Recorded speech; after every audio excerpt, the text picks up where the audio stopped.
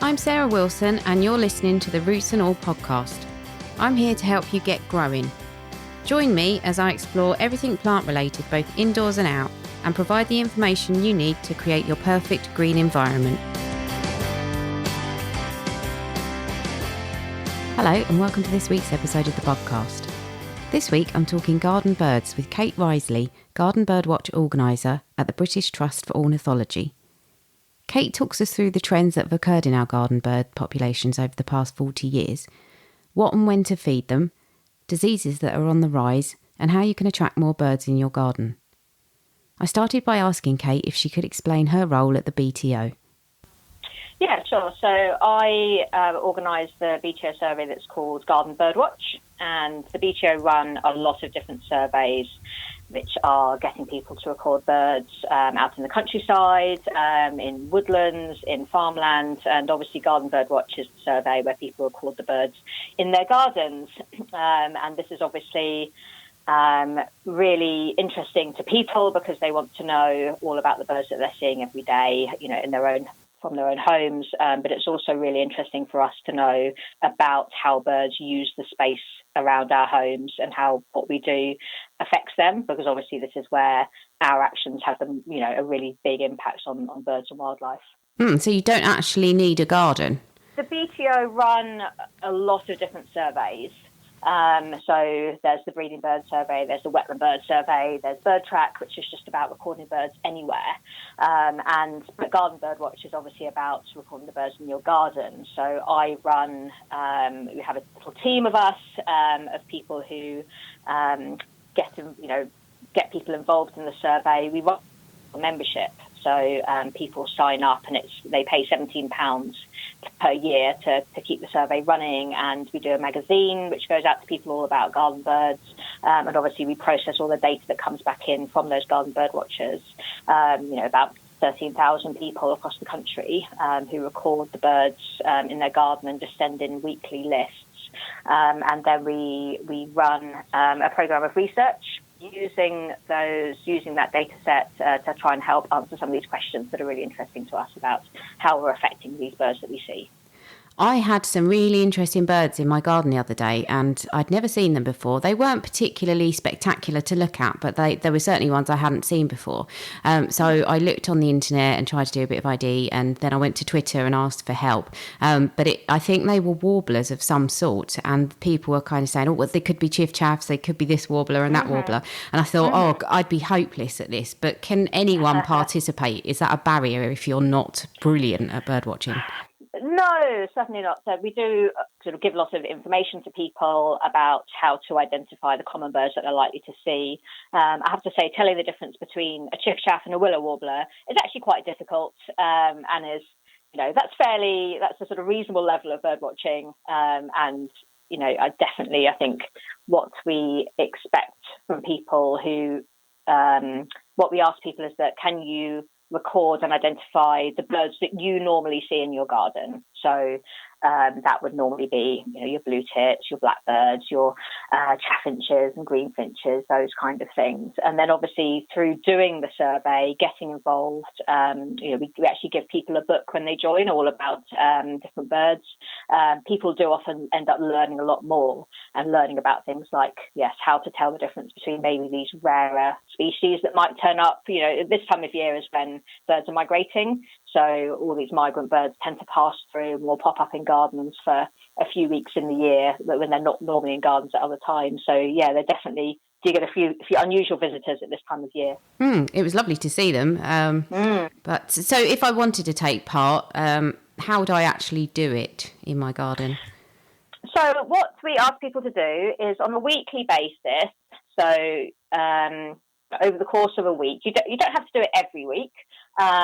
But a lot of people do it every week, or you can do it as and when, but just send in a list of the birds that you've seen that week. So you start the week on a Sunday, and as you go through the week, you might record the birds that you see. If you want to give a bit more detail, you can tell us how many you see together at one time. So obviously, if you see one blackbird every day, you won't count 7 blackbirds over the week, you'll just count it. You only saw one at a time. Whereas if you see 4 goldfinches together on a feeder, that would be 4. So that's the maximum that you know are in your garden at any one time. You can either do it just over the course of the week to say, this is what I've seen, or you can pick a particular time and say, right, Saturday morning I'm going to sit down for half an hour, and that will be my bird watch. And we really leave it up to people how much time they spend sort of looking at their garden, because obviously you can imagine people have very, very variable amounts of time available to do that. We only ask that people are consistent, so that they don't one week spend all day watching their bird feeders all day every day, and another week only spend half an hour, because obviously you're not really going to pick up a sense of changes in that garden from such different sort of amounts of effort you've put in. So whether people choose to spend a lot of time or a little time, it's just, make that the same every time they send a list in, because what we're really looking at is how, in one garden or in one type of garden, how the patterns change over the course of the year. So what kind of percentage of gardens might see these birds at one time of year compared to another time of year. So picking up those rhythms, really, that's what we're interested in doing. Mm-hmm. I mean, in my garden, I think probably I have peak times of the day for the birds, say around 2:00. There's just nothing doing. And then earlier in the morning and later in the afternoon, they'll all come back in. Do you need to be fairly consistent with the time that you do it, or is there a bit of flexibility there? Yeah. So when I record the birds in my garden, I tend to just keep an eye out the window whenever I'm in my living room, because I know that I spend roughly the same time in my living room one week to the next. So if I'm there early morning having my breakfast, that's when I'd look out the window and look at the birds. You don't have to get too worried really about what time you do it. If you feel like a good time to watch the birds or to record the birds that you see is when there are lots of birds there, then that seems like a good idea to do it at that time, and just to sort of do the same thing at different, in different weeks, so that what you're not doing is, 1 week you'll look out of your window when there are no birds there, and can try and compare that to another week when you recorded at a time when there were lots of birds there. So you mentioned about using the data that you collect. So why is that important, and how do you make use of that data? Yeah, so we have a lot of people, sort of researchers working at the BTO who analyse the data, and we also collaborate with other organisations, with universities, academic institutions, to make that data set available. And essentially, the big questions that we're asking are along the lines of how are our own actions as gardeners, as people who are feeding the birds, how are they affecting our wildlife? So that's the big questions. But obviously that's broken down into a lot of very specific research topics. And one of the things we've been looking at a lot recently is the effects of bird feeding specifically. So, for example, so one thing that we've been looking at is over a long period of time, so over about 40 years, how has the food that we've been putting out been changing? How have the bird populations in our gardens been changing as a result of that food? And can we tell anything about how that's affected our bird populations in general? And there are definitely some indications that the food that we've put out has actually driven changes. For example, blackcaps, which is another kind of warbler. They use gardens in the winter. We're actually seeing a lot more of them than we did in previous decades. And actually, they've evolved a whole new migration route. So they come here from continental Europe in the winter. And we've shown using our data that that's actually been, one of the key drivers of that change has been due to actually bird food being put out in gardens. So that's been really interesting. That's a positive change. Another area of interest for us is more of a negative change, and it's about diseases. So we've looked at how birds give each other, transmit diseases at bird feeders, and how that's affected their populations as well. Greenfinches used to be a very common bird in gardens, but in the last decade or so, they've really declined due to disease. And we, using the data that people have sent to us, we think that they congregate at bird feeders, and that's actually been a really important factor in the spread of that disease, and has really had an effect on their populations. So that's a negative way in which bird feeding might have affected our birds, as well as the positive ways. Yeah, I had that in my garden earlier this year. I'd never seen it before, and it was horrendous. Does that also affect sparrows? Yes, they do. Sparrows do get trichomoniasis. They also get other diseases as well. So that's just one of the diseases that wild birds can get. Normally, birds have been living with these diseases for, obviously over evolutionary time, and even though individual birds might get sick, it doesn't necessarily affect their populations. So it's only really been in the greenfinches that we found this really surprising, a new disease coming into the population, causing an epidemic, and actually affecting their population very substantially. When you say you're kind of monitoring the effects of garden bird feeders, are you asking people to record that information? And do the majority of people who take part in the Garden BirdWatch actually have bird feeders in their garden? Is that what you're finding? Yes, the vast majority of people who take part in the survey do feed the birds. You don't have to feed the birds to record your garden birds, but it just so happens that obviously most of the people who send in records to us also feed their birds. And yes, we do ask people to just say, when they send in a list, what kinds of bird food that they put out. Yeah.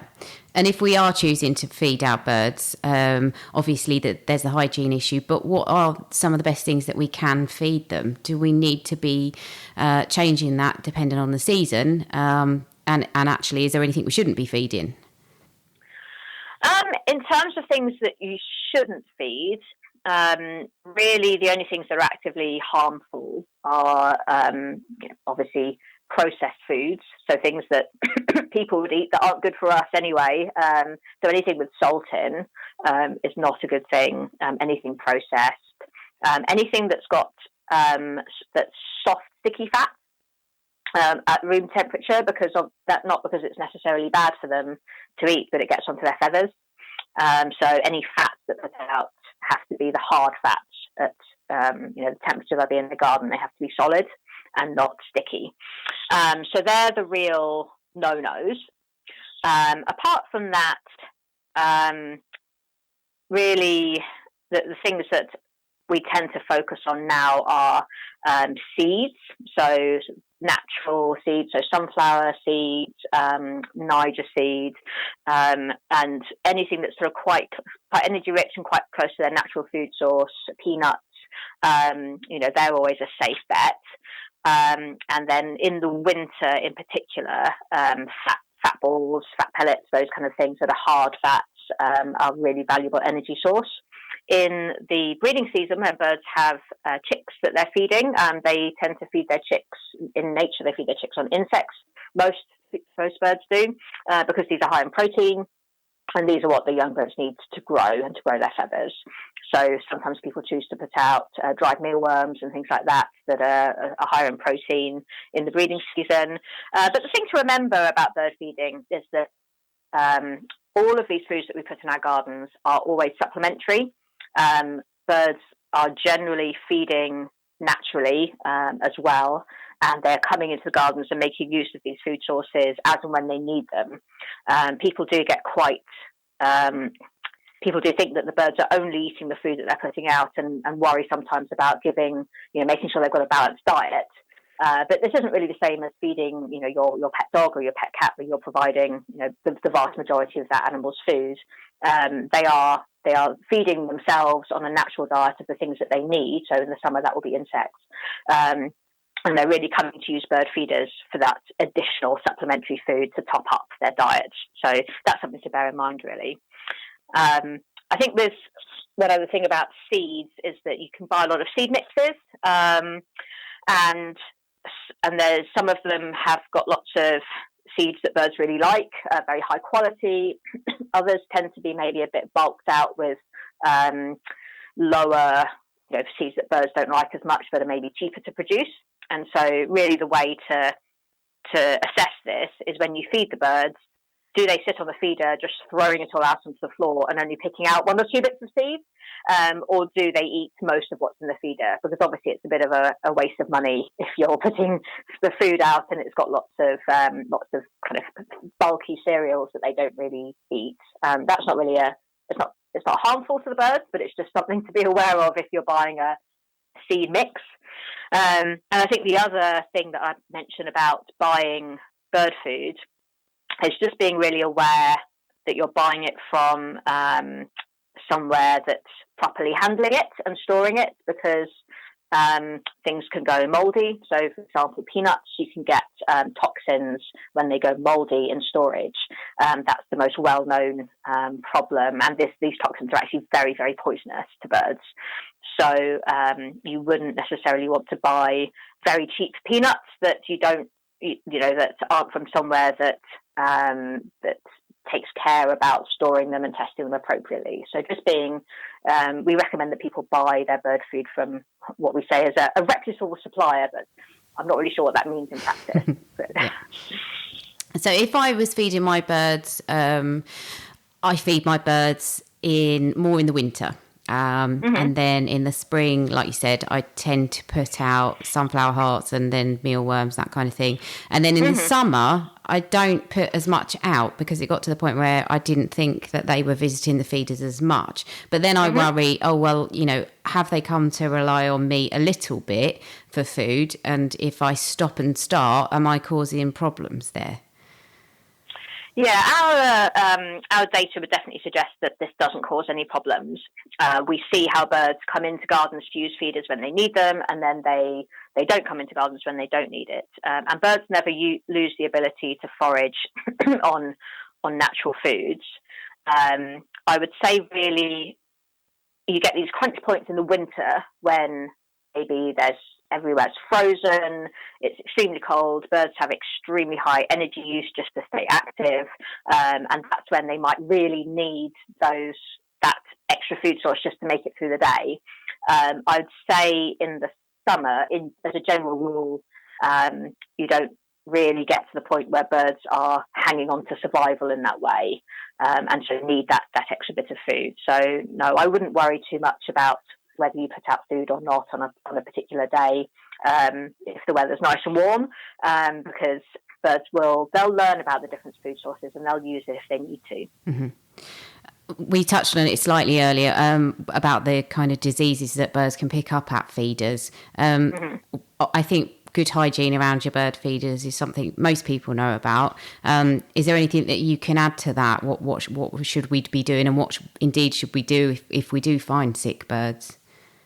Yeah, so yes, you touched on hygiene, and obviously making sure that your feeders are clean. And the other thing that you also touched on is about maybe if you put food out and the birds aren't taking it, that's something to be aware of, because you don't really want to leave food uneaten in the feeder for days and days at a time. So always putting out the amount of food that's going to be eaten within a couple of days maximum. So really tailoring the food that you're putting out to the rate that they're eating it at the time. Another key thing about hygiene is also to think about the area where the feeders are, because obviously you can clean your feeders, but you can't really clean ground underneath them.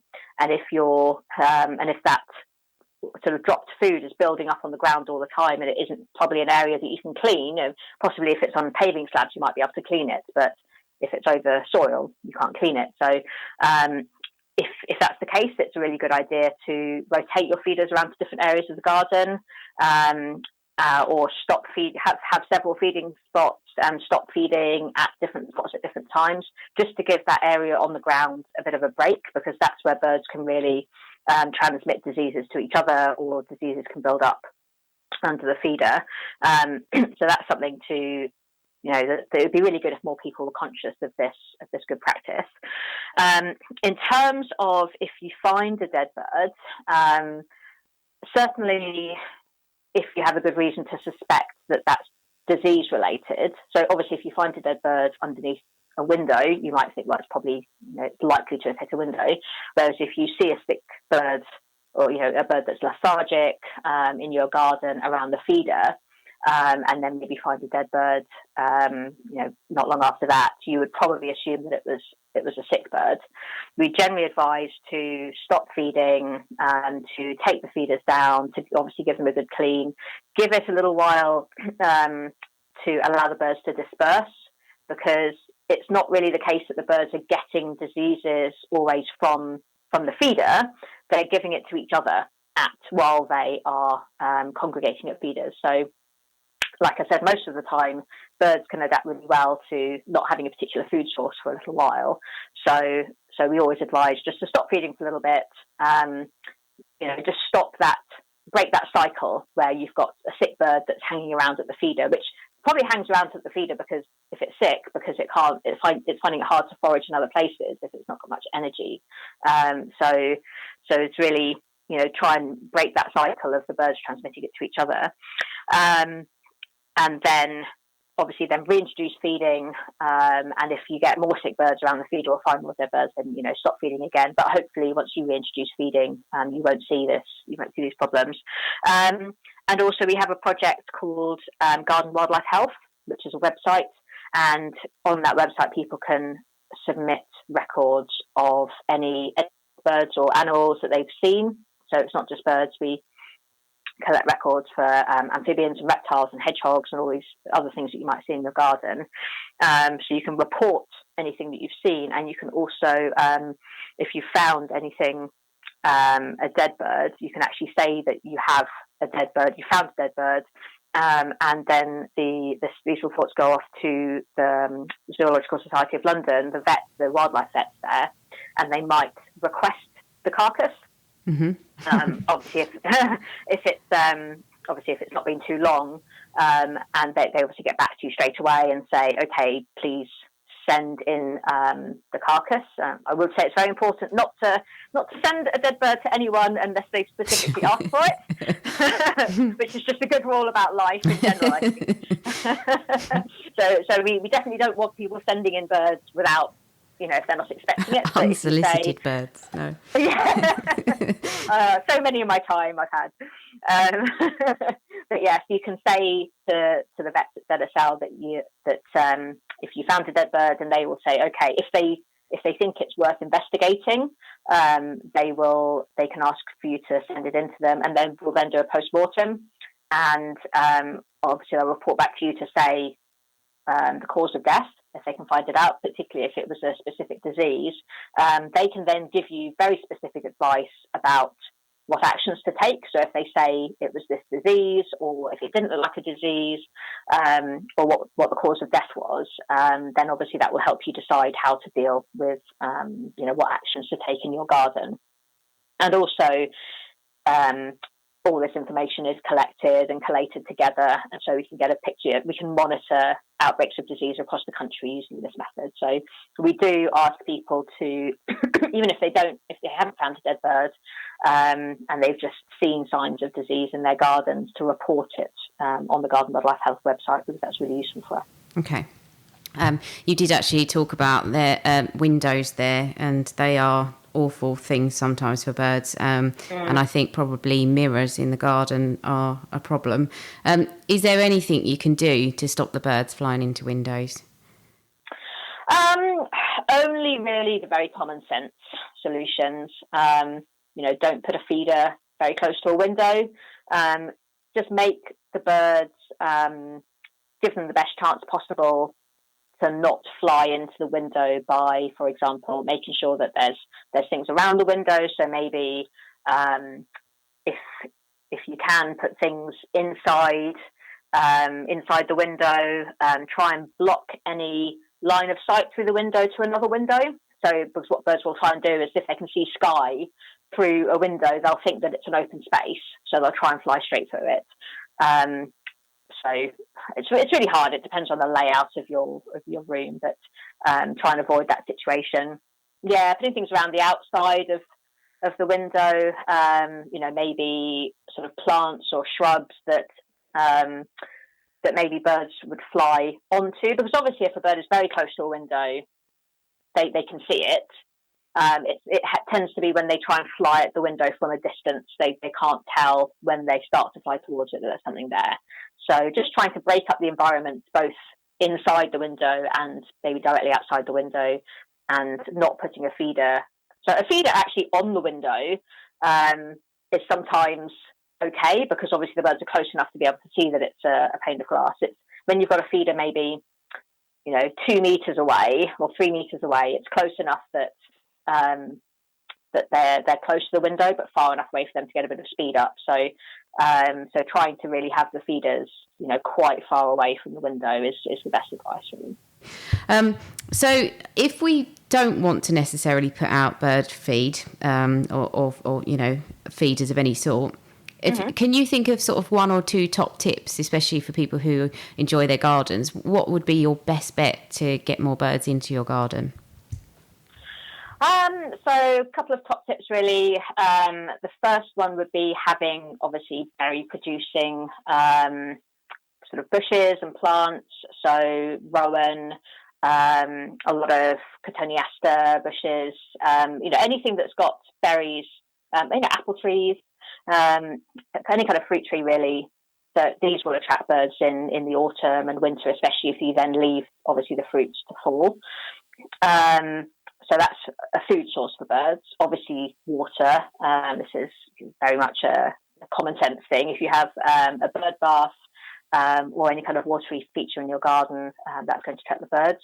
I'd say the thing that is perhaps a bit that springs to mind slightly less is just having very dense vegetation structure in your garden. So really thick evergreen. I mean, the best thing really is ivy. And I know a lot of gardeners maybe don't like ivy, but ivy is just an amazing plant for birds because it just provides, they want somewhere to hide, they want somewhere to shelter. In the winter, they need these structures, they need these shelters, and in the breeding season, they use them for breeding. And ivy also has the benefits that you've got those very late flowers that are amazing for pollinators, and so you get a lot of insect life in your garden, which is obviously amazing. There's a food source for birds, and then you've got the berries as well. So that kind of really thick structure, climbers, anything where the birds might nest and hide is really a great thing to have for birds. Yeah, definitely. Well, I'm a fan of ivy all round, really, so that works for me. So you were talking earlier about a few of the trends that you'd spotted. So just to finish up, could you maybe give us a sort of overall view of maybe the past 40 years and what trends you've seen? Oh gosh. Yeah, just to summarise the last 40 years, if you could, in a couple of sentences. So 40 years. So it used to be to put out things like peanuts and maybe, those coconut shells filled with fat. And those really only appeal to a very few birds. So you'd get your blue tits and your great tits. And that was what people thought of as garden birds. Whereas over the last few decades, people are putting out such a wide range of foods and more natural kinds of seeds, and that's appealed to things like greenfinches, goldfinches, redpolls, all of these things that weren't really garden birds in the past, and now they've really adapted to using gardens, using human food sources. At the same time, we've obviously seen a lot of declines in things that used to be garden birds, and one that springs to mind is spotted flycatcher. A lot of our migrant birds. So you touched at the start on these warblers that you'd seen. So you've got chipchas, willow warblers. Obviously, we've got swallows and swifts and house martins and all these things that we're used to seeing around our gardens. And a lot of these birds that migrate tend to be in trouble, and we're seeing those big declines in those. So that's not the not a great thing to see. Obviously, it's very sad. There are things we can do to help in terms of providing nesting sites, for things like house sparrows, which are declining, for things like house martins. It's very difficult to convince swifts to nest in buildings, to nest in new sites, but providing swift sites is something that people can do. So those are some changes, things that people can do around their homes as well. Mm-hmm. Can you also answer a question I might have about magpies, which is I have people who sort of talk to me about magpies and they say, oh, I hate magpies. They eat all the songbird chicks. And, you know, is there any truth in that, or are they just opportunists that are kind of proliferating because there are other birds declining? So there's truth in the fact that magpies do obviously eat chicks. That is one of their food sources. So if you really don't like the fact that they do that, then that's obviously a valid reason not to like them, because that is something that they do. There isn't any evidence on a national scale that increases in magpies or sparrowhawks, all these other birds, are driving the population declines of smaller birds. We actually did some research a few years ago where we looked at, on particular, it broke it down to particular sites, and there was no evidence that at a site level increases in birds such as magpies would actually make smaller bird populations decline. So the fact that magpie populations have increased and smaller birds have declined, and that's happened over the same, time period, these are driven by different things. So we can't find any evidence to say that they are causing national scale declines in other bird populations. These are obviously, it is normal. It's very normal for nests of birds to be predated. Obviously, most birds make several nesting attempts in the breeding season. They'll obviously breed over, the course of many years. They expect, in an evolutionary sense, they expect that most breeding attempts will not be successful, and they are adapted to living with predator populations. This is the normal way of things. So that is normal. Obviously, it's not very pleasant, and if you see it happening, it's obviously quite natural to be upset by, if you actually see this happening in front of your eyes. But people tend to make a link between what they're seeing in front of their eyes and national population declines, and we've not found that link to be there. Okay. Good, thank you. I like magpies, so I'm pleased to hear that. Brilliant. All right, well, so Kate, if people want to join up to the scheme, to Garden Birdwatch, how would they go about it? Yeah, so they can go onto the BTO website, British Trust for Ornithology, and just search for the BTO, search for BTO Garden Birdwatch, and they can go onto our website and join in. They could, like I said, it's £17 for the year, but you do get a book, a really great book on garden wildlife when you join, and you get a magazine, and you get to start entering the data on your garden and joining that community of garden bird watchers. So people can join online, or they can give us a call. Well, thank you, Kate, for sharing your expertise. And if you'd like to find out how you can take part in the Garden Birdwatch or more about the BTO, I've put links in the show notes. Kate would like to credit the following people with the research she mentioned. The black-cap migration research and research on the effect of bird feeding was led by Dr. Kate Plummer at BTO. The garden disease research was led by Dr. Becky Lawson at ZSL. The research on how predators affect bird populations was led by Dr. Stuart Newson at BTO. Thanks very much for listening, and I'll catch you next Tuesday.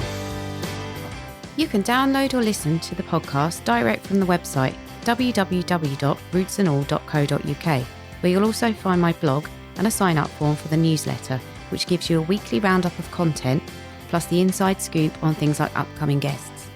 Or you can subscribe wherever you normally get your podcasts. Email me with comments and feedback at podcast@rootsandall.co.uk. Follow me on Twitter, Roots and All, Facebook, Roots and All UK, and Instagram, Roots and All Pod. But please also check out my Patreon, where you can make a one-off donation or take out a monthly subscription to help support my work, because if you like what I do, please help me to continue doing it. Even if you make a one-off donation of £1, trust me, it all helps, and I will be immensely grateful. So please go to Patreon and search for Roots and All.